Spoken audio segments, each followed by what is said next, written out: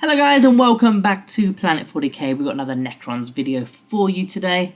The last one was the Necron Warriors and that video format did a bit better than the refresher review. So we're going to stick to the questions. I think that's the best way to go about this.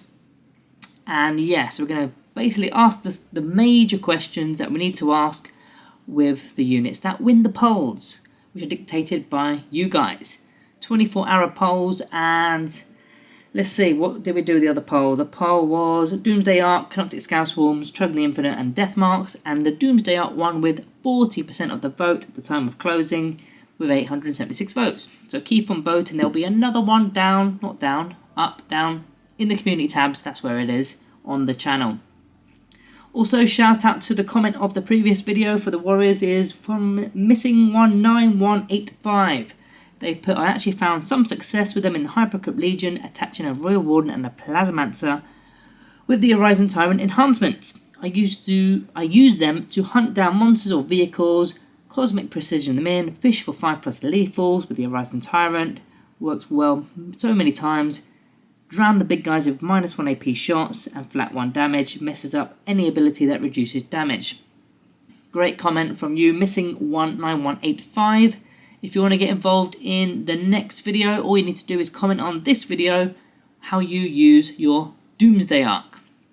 Right, that's all the intros out the way. Let's get on with this Doomsday Ark then. So we're looking at one of our many Necron vehicles within our codex, potentially the most deadliest we've got. It's our heavy artillery piece with strength 18, with 4 damage. It's all about the cannon really, although it does have the Gauss Flayer arrays on the side. So let's kick off the first question then. Why do we need them in our lists? Why do we need Doomsday Arks in our list? Very simple. For me, they offer a fantastic anti-vehicle, anti-monster, anti-mounted, anti-elite style models.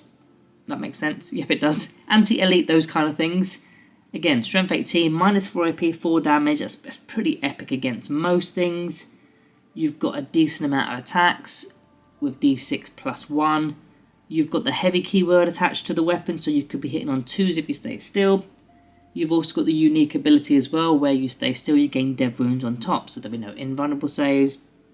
And it's got blast, so if you were going up against like Terminators with Storm Shields, for example, for every 5 men, you get an extra attack, which is cool. So it kind of works on a lot of different grounds, just the cannon alone. Then of course the Flayer arrays on the sides go for the smaller stuff, the screens or anything that tags your Doomsday Ark.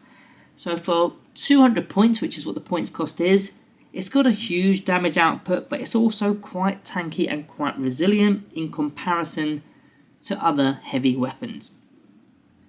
So speaking of heavy weapons, what about the competition? What makes it stand out or makes it better, in my opinion, than some other options we've got in our heavy category? So the first one is the Locust Heavy Destroyers. I think the Locust Heavies are potentially better, if not at the very least they're on par. Locust Heavies are very good. Now they're cheap, 50 points a man. They've got damage 6, not damage 4. However, these guys are only toughness 6, so they're slightly less on the toughness front. There's no invulnerable save like the Doomsday Arks have. And they've also got only a single shot per model. So if you do lose models within your 3-man unit, it of course means you're losing shots or attacks. Whereas with the Doomsday Ark, you've always got all the attacks until the thing does go down. However, comparatively, if you've got a 200 point Doomsday Ark, that's effectively the same points cost as a 4-man Locust Heavy Destroyer unit, but that's not possible. You can't obviously get 4, but you could get 2 units of 2 just to kind of compare the results. So that would be 4 shots. It's still not strength 18 though. Only strength 14, which is still great. It's still great, and the Locust Heavies do re-roll 1s against the correct targets. So it is a debatable debate which one is better. Maybe that'll be for another video. The Monoliths, very expensive, 375 points for the Monolith. You've got the 4 Death Rays, they're only strength 12 though. You do have the other weapon, the Particle Whip, which is also decent. None of them are strength 18. You've got a 2+ armor save and 22 wounds, which is nice, but no invulnerable save unless you're using the Hypercrypt Legion with the stratagem. But really, it's more about the other things you can do with the Monolith and the Eternity Gate in particular. So it's Even though you can compare these as big heavy pieces, at the same time the monolith has a lot more function with certain lists. The Doom Scythe, that's another option here. Strength 16 this time, not quite strength 18 but still pretty high. You've got the sustained hits D3 and they could go off on a 5+ with the ability. Same toughness, couple less wounds, and it's got, well, it's flying, it's an aircraft, so only units with fly can actually charge it, which I think is quite a good defense, so it can only get shot or charged at with units with fly. So you've got your Orc boys running around, your Khorne Berserkers, they can't actually charge the Doom Scythes. The issue I have though is the lack of OC. You've got no OC, so you're not going to be doing any of your primaries, any of your secondaries. It does have its pros though, like it has line of sight over ruins because it's an aircraft, and that's sort of about it. Yeah, it's a good comparison, but it's 230 points though, a bit more pricier than your Doomsday Ark.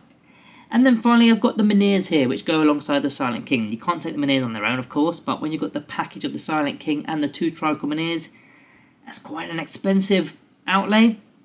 If it fits into your list, that's fine, I suppose. Personally, I don't like the Silent King or using them within lists. Always underwhelming for me.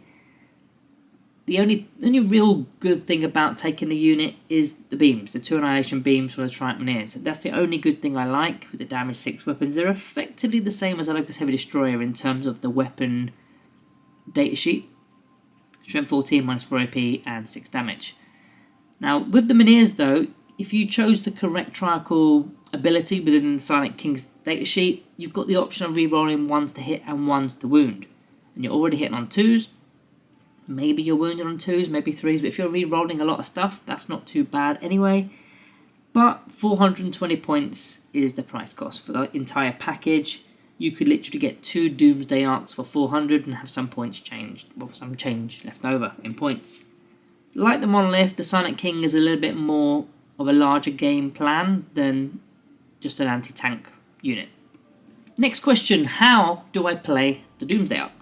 I've got a little image on the screen for you just to show you what I personally do as a bit of tactics going into sort of the way I play.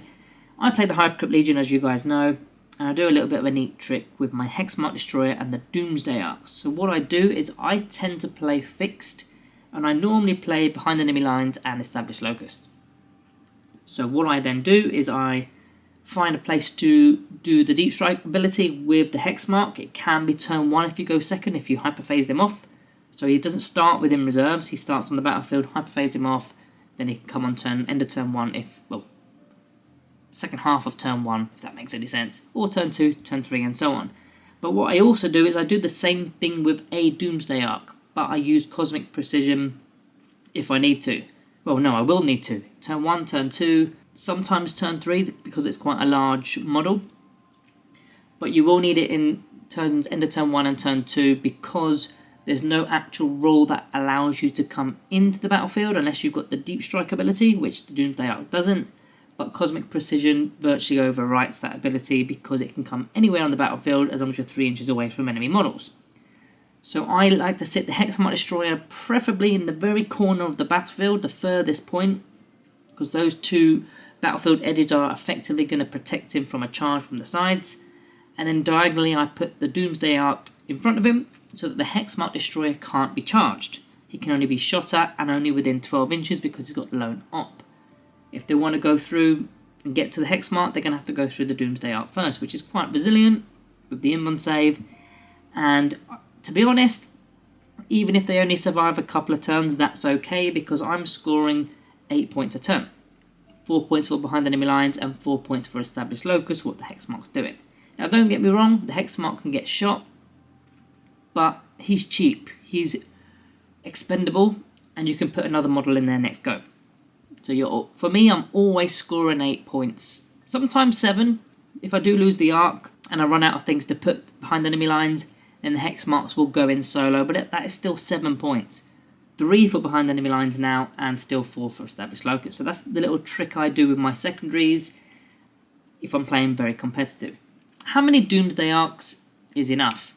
Depends what you want to do, but for me, I go full hog and I take all 3. I take all 3 slots with Doomsday Arks because, as I previously mentioned with the Hexmark trick, if one does go, you've got another one there to replace it in the other corner or anywhere else in your opponent's deployment zone.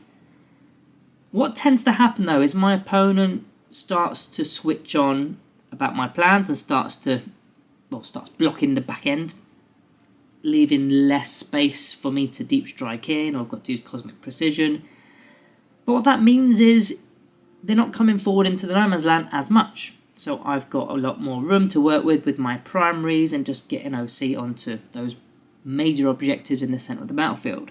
So it's kind of a win-win.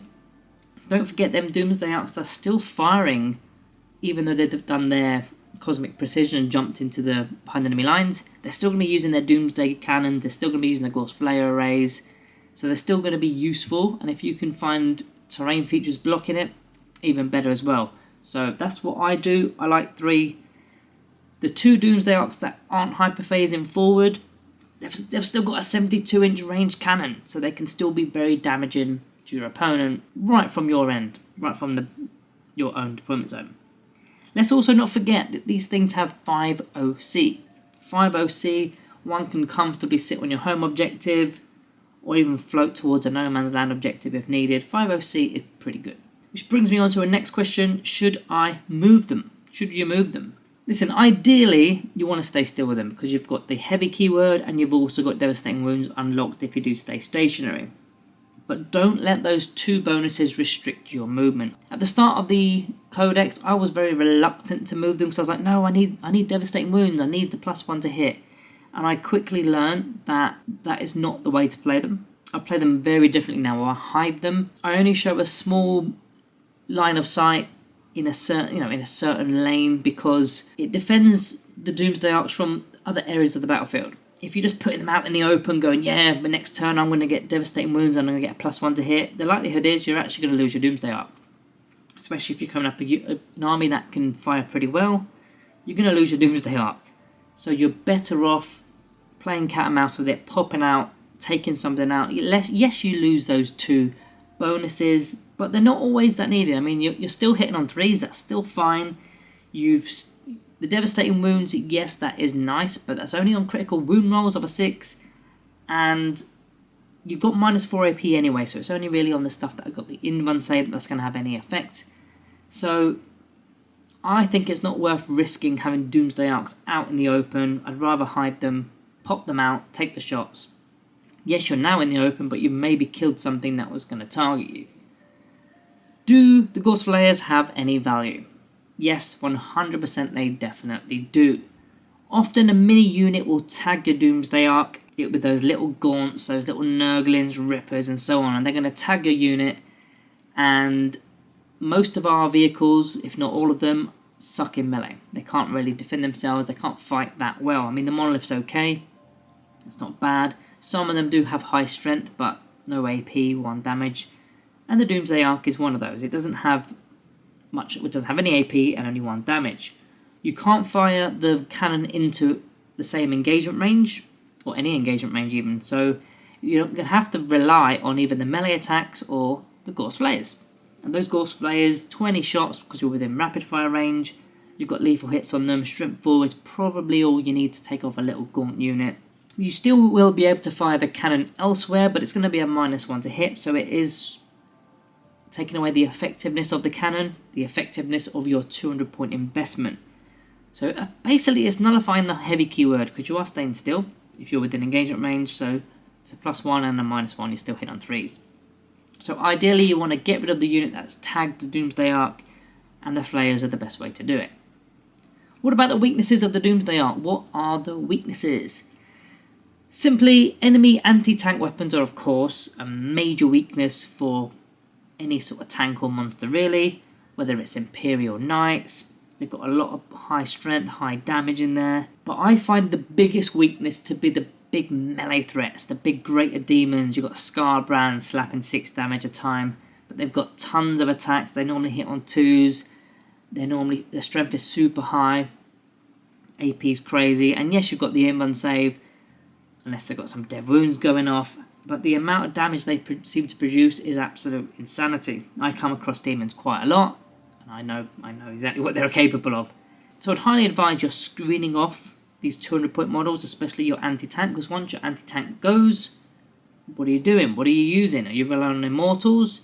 But they're already doing a different job. So really, you need to be firing at the things that you're weak against, your Scarbrands, your Bloodthirsters, those Imperial Knights, before they can get range and line of sight on your Doomsday Arks. So guys, that is the Doomsday Ark, the big questions for the Doomsday Ark. Check out the community poll with the next 4 units. Which one you're going to pick? We'll find out.